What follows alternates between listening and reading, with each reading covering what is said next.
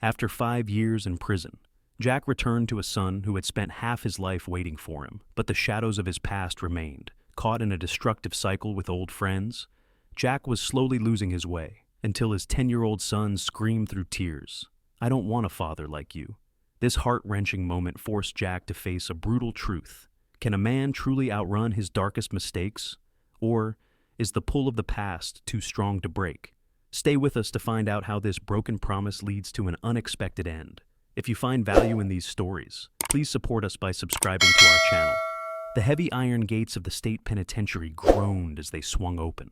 Jack stepped out into the blinding midday sun. He carried everything he owned in a single canvas bag slung over his shoulder. The air outside felt different. It was thinner. It was restless. 5 years had passed since he last stood on this side of the fence. 5 years of gray walls and the rhythmic clanging of steel. He squinted at the horizon where the pavement met the vast blue sky. A dusty blue station wagon was parked by the curb. His sister Sarah stood leaning against the door. She looked older. There were lines around her eyes that had not been there before. She did not say much as he approached. She simply reached out and pulled him into a tight hug. The scent of her perfume reminded him of a life he had almost forgotten. "Get in, Jack," she whispered.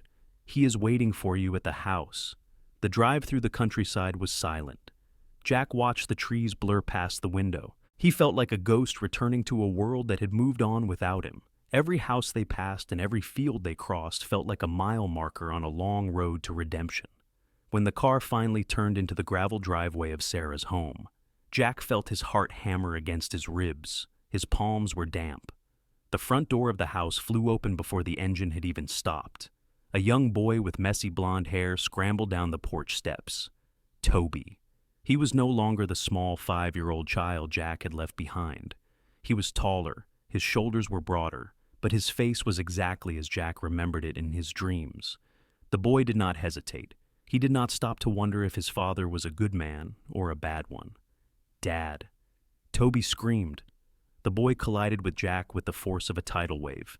He wrapped his arms around Jack's waist and buried his face in his father's chest. Then came the tears.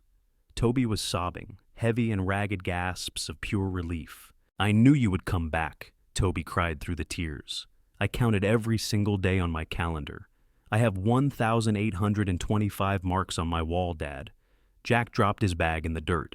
He fell to his knees so he could hold his son properly. The boy's small hands were gripping Jack's worn jacket, as if he feared Jack might vanish into thin air.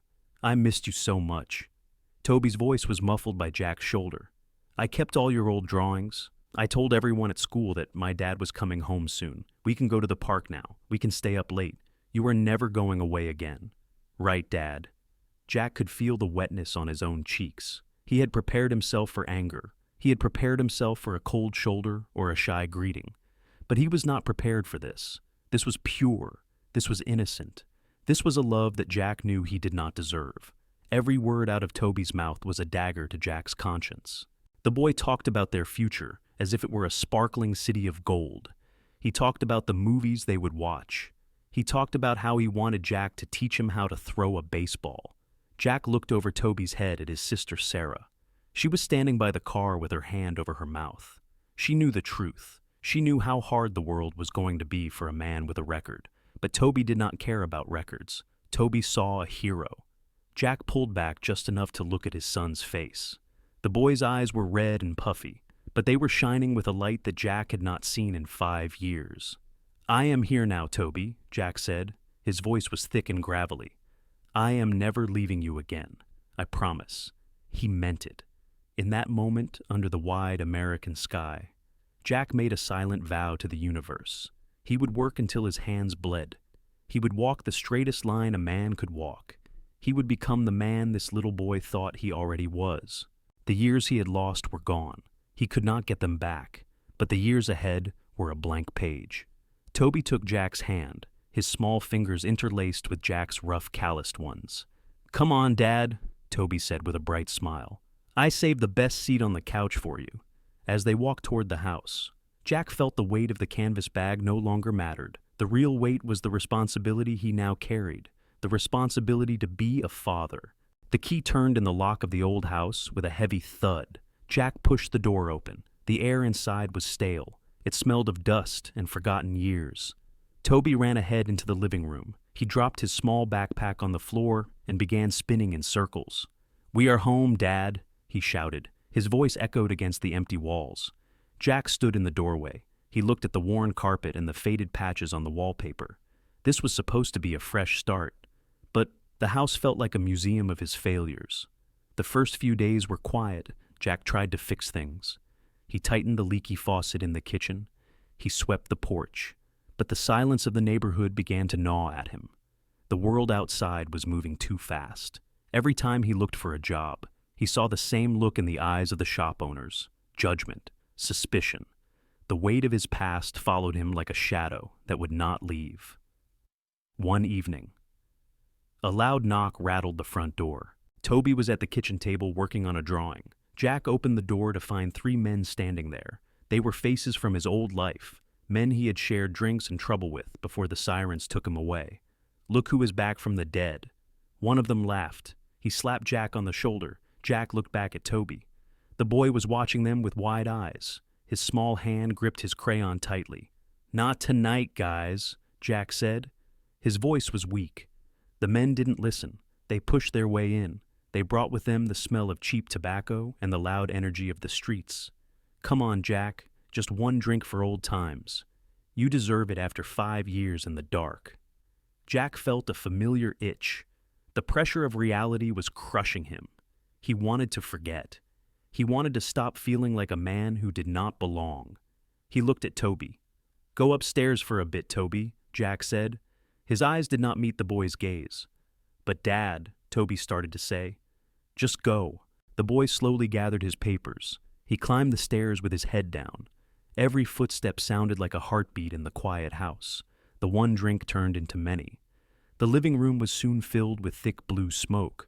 Bottles of beer lined the coffee table. The men laughed at jokes that were too loud and too harsh. Jack sat in the center of it all. He felt a strange comfort in the chaos. Here, he did not have to be a hero. Here, he was just Jack. Upstairs, Toby sat on the floor of his bedroom. He pressed his back against the door. He could hear the booming voices from below. He could hear the glass clinking. He looked at the drawing he had made for his father. It was a picture of the 2 of them standing in front of a shiny red car. A tear fell onto the paper. It smeared the yellow sun he had worked so hard to color. The next morning, the house felt colder than ever. Jack woke up on the sofa. His head was throbbing. The room was a mess of empty cans and ash. Toby was already in the kitchen. He was trying to reach a box of cereal on the high shelf. He did not look at Jack when he walked in. "I am sorry, Toby," Jack groaned. He rubbed his face with his hands. "We just had some catching up to do." Toby didn't answer. He poured the dry cereal into a bowl. He ate in silence. The pattern began to repeat. 2 days later, the men came back. Then they came back again. The excitement in Toby's eyes was being replaced by a dull stare. He stopped asking Jack to play catch. He stopped showing him his schoolwork every night. The routine was the same. The loud friends would arrive. Jack would hand Toby a few dollars for a cold sandwich, and the boy would disappear into the shadows of the upper floor. One night, the party grew even louder. One of the men tripped and smashed a lamp. The crash echoed through the house. Jack laughed, a deep, hollow laugh. He didn't see the small figure standing at the top of the stairs. Toby was watching. His heart was breaking in real time. The man who had promised to never leave was already gone. Toby turned away from the light. He walked toward the small wooden door that led to the attic. He needed a place where the smell of beer could not reach him. He needed a place where he could pretend the man downstairs was still the hero from his dreams. He climbed into the darkness. He pulled his knees to his chest. The wood was cold. The air was thin. Below him, the world was drowning in noise. Above him, there was only the silence of the stars. Jack took another sip from his bottle. He did not look up. He did not hear the attic door click shut. The pull of the past was like an anchor, and Jack was letting it drag him down into the deep. The rain drummed against the shingles of the old house. It was a relentless sound, a steady rhythm that matched the throbbing in Toby's head. Downstairs, the bass of the music was shaking the floorboards. The air in the living room had become thick and gray with smoke. It burned Toby's throat. It made his eyes water. He could hear the shouting, the coarse laughter of men who did not care that a child was trying to sleep. Toby stood in the narrow hallway. He looked at the door to his father's room. It was open, but Jack wasn't there. Jack was in the center of the noise. Toby turned toward the small wooden ladder in the ceiling. He pulled the cord. The stairs creaked as they lowered. The attic was cold. It was filled with the smell of old paper and damp wood. But it was quiet. It was safe. He climbed up and pulled the ladder shut behind him. He crawled over to a pile of old moving blankets. He curled into a ball. The dust danced in the dim light of his small flashlight. He tried to imagine he was on a spaceship, far away from the house, far away from the smell of beer and the sounds of broken glass. But tonight, something was wrong. His skin felt too tight. A shiver raced down his spine. Then came the heat. A wave of fire seemed to wash over him. Toby closed his eyes. But the darkness was not empty. The shadows in the corner of the attic began to move.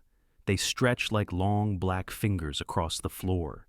He tried to call out for his father, but his voice was a dry, raspy whisper. The fever was rising fast. Downstairs, the party reached its peak. The clinking of bottles was constant. Jack was leaning against the kitchen counter. He was laughing at a story he wouldn't remember tomorrow. The world was a blur of neon lights and false friendship. He had forgotten the boy in the attic. Upstairs, the fever had taken hold of Toby's mind. The blankets felt like heavy stones. The rain on the roof sounded like thousands of tiny hammers. No, Toby cried out, "Stop it!" He began to thrash. The flashlight rolled away. It cast a long beam of light on the ceiling. In his delirium, Toby saw the shadows turning into walls. Gray walls, cold iron bars.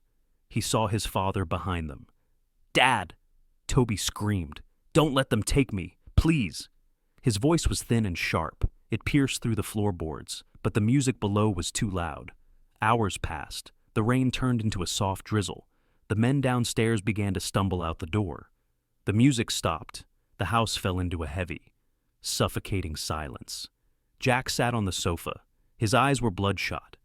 The room was a wreck of ash and empty glass. His head dropped to his chest. Then he heard it. A high-pitched whimper, a sound of pure terror. Jack froze. He blinked, trying to clear the fog from his brain. "Toby," he whispered. He looked toward Toby's bedroom. The door was open. The bed was empty. Jack stood up. He stumbled. His legs felt like lead. The sound came again. A muffled scream from above. The attic. Jack ran to the hallway. He grabbed the cord and yanked the ladder down. He scrambled up the steps. His heart was suddenly pounding with a fear that no drink could dull. Toby. He found the boy in the far corner. Toby's face was bright red. His hair was matted with sweat. He was shaking violently. His eyes were open, but he wasn't seeing Jack. "Stay away!" Toby shrieked. "The black walls are coming! Dad, where are you?" Jack reached out and touched Toby's forehead. He pulled his hand back as if he had touched a hot stove. "Oh no," Jack gasped. He gathered the small boy into his arms. Toby's body was limp and burning. "I'm here, Toby. It's me. It's Dad." Toby didn't respond. He just kept sobbing. A broken, rhythmic sound that tore at Jack's soul. Jack looked around the dusty attic. He saw the old drawings Toby had kept. He saw the flashlight still shining on the floor. He saw the evidence of his own neglect. He had left his son alone in the dark, while he chased ghosts in the light below. The horror of what he had done hit him harder than any fist. He wasn't a man. He was a failure. He clutched Toby tighter against his chest. He carried him down the ladder. He moved with a desperate speed. He didn't care about the mess in the living room. He didn't care about the keys on the table. He only cared about the small heart beating rapidly against his own. "Hold on, Toby," Jack sobbed. "Please, just hold on." He ran out the front door, into the cold morning air. The sun was just beginning to touch the horizon. But for Jack, the world had never been darker. The hospital smelled of antiseptic and cold air. The ride home was even colder. Jack kept his hands tight on the steering wheel. Toby sat in the passenger seat. The boy was pale. His eyes were fixed on the passing trees. He looked fragile, like a piece of glass that had been glued back together but could shatter at any moment. They walked into the house. The living room still smelled of stale smoke. The empty bottles from the night before sat like tombstones on the table. Jack felt a wave of shame wash over him. He quickly began to gather the cans. He wanted to hide the evidence of his neglect. "I can make some soup, Toby," Jack said. His voice felt too loud in the quiet room. Toby did not answer. He did not look at his father. He simply walked past Jack.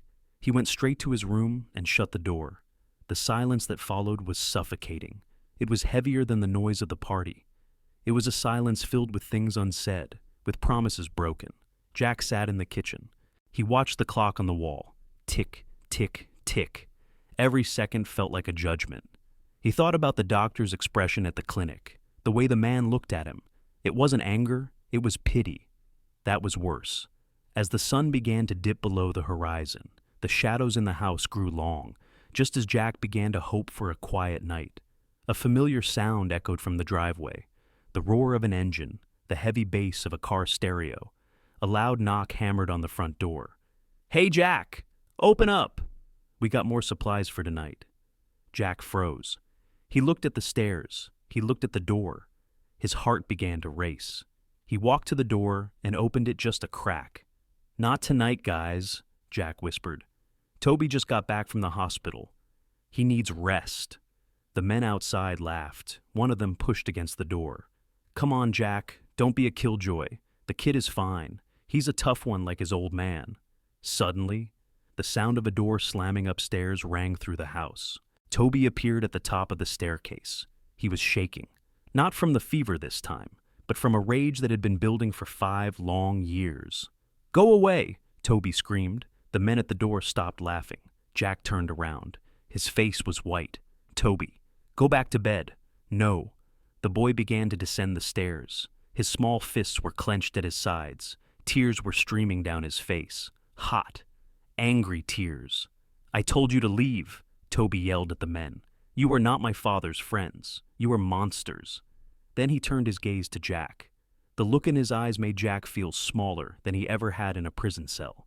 "And you," Toby sobbed. You promised you would stay." "Toby, please." Jack reached out. "Don't touch me." Toby's voice broke. It was a high, piercing sound that cut through the air. "I don't want a father like you." The room went dead silent. The men at the door stepped back. "I don't want to grow up to be like you. I don't want to be a man who hides in bottles. I don't want to be a man who forgets his own son." Toby took a deep breath. His chest was heaving. "I hate you." The words hit Jack like a physical blow. It was like a bolt of lightning had traveled down his spine. His breath caught in his throat. He felt his knees go weak. In that moment, the fog in his mind cleared. The excuses he had made for himself vanished. He saw his son. Truly saw him. He saw the pain he had caused. He saw the fear he had planted. Toby turned and ran back upstairs. The sound of his bedroom door locking echoed like a gunshot. The men at the porch looked at each other. "Well, maybe tonight isn't a good night," one of them muttered. Jack turned to them. His eyes were different now. They were cold. They were sharp. "Get off my porch," Jack said. His voice was low, dangerous. "Jack, we were just... Get out and never come back to this house again." The men saw something in Jack's face that they had never seen before. A man who had found something worth fighting for. They scrambled back to their car. They drove away, leaving only the sound of gravel spitting under tires. Jack stood in the open doorway. The cool night air rushed in. It felt clean. He looked at the empty bottles on the floor. He looked at the mess. Then he looked up at the ceiling, toward the room where his son was crying.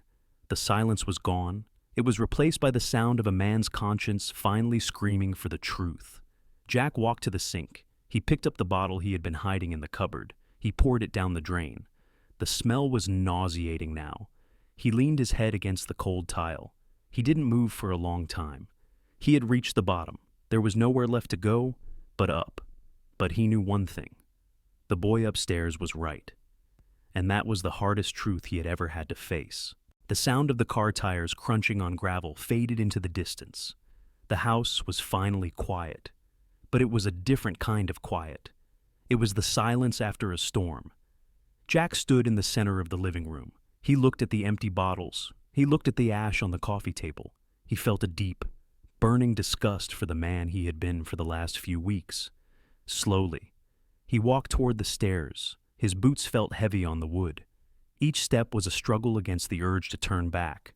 But he kept moving. He reached Toby's door. The wood was cold under his hand. He did not knock. He simply sat down on the floor. He leaned his back against the wall next to the door. "Toby," he whispered. There was no answer. Only the sound of muffled sobbing from inside the room. Jack closed his eyes. He let his head rest against the wall. "I am sorry," Jack said. His voice was thin and broken. "I am so sorry for everything." The sobbing stopped for a moment. Then, he heard the sound of the lock turning. The door opened just an inch. A sliver of light from the bedroom fell across Jack's tired face. Toby stood there. His eyes were swollen. His face was red from crying. He did not say a word. He simply sat down on the floor next to his father. They sat in silence for a long time.